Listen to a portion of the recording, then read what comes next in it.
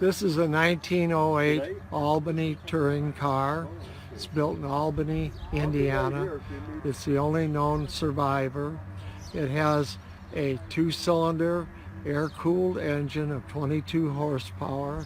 It originally was sold new in 1908 in Dixon, Illinois, and I got it from one of the family members up there about 1973 or 74.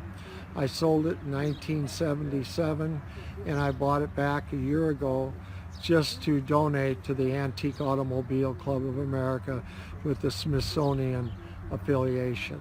It's a nice big early high wheeler. It could have come with pneumatic tires also. They built about 200 of them. And one of the most unique things is the fan that's on the front of the radiator, or the front grille there, that is solid brass. And when the fan is really polished up, it's just beautiful to watch running. Did you ever get this car running? Oh yes, I've driven it quite a few miles. We used it in several parades and things like that back in the 70s. Now, what did you have to do to this car when you got it to get it into a running condition? Just clean it up. It was like this when I bought it. Wow. So it was basically in this condition. Yes. And the condition on it? It needs to be cleaned up. It's just an old restoration. Now, when do you think the restoration was done on this? Obviously before you acquired it, yes, so it was pre-70. Back about 1960. Okay, and as far as you could tell, did they go into anything in the mechanical? Oh yes, it was completely gone through. Wow. It's typical of a 1960 restoration. Wow. Okay.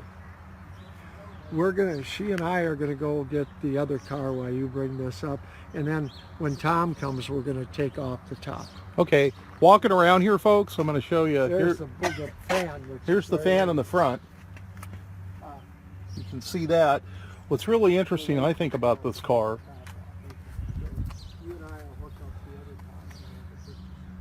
look at how the manufacturer used the running boards and copper rivets. You text Tom, right? Okay. Look at the patinas on these lights, and then you have a red jewel in the back.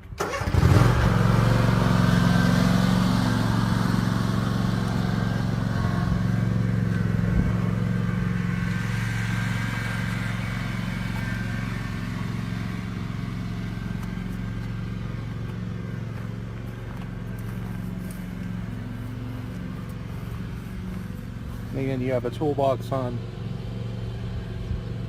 the other side. This is a pretty hefty piece of rod right there.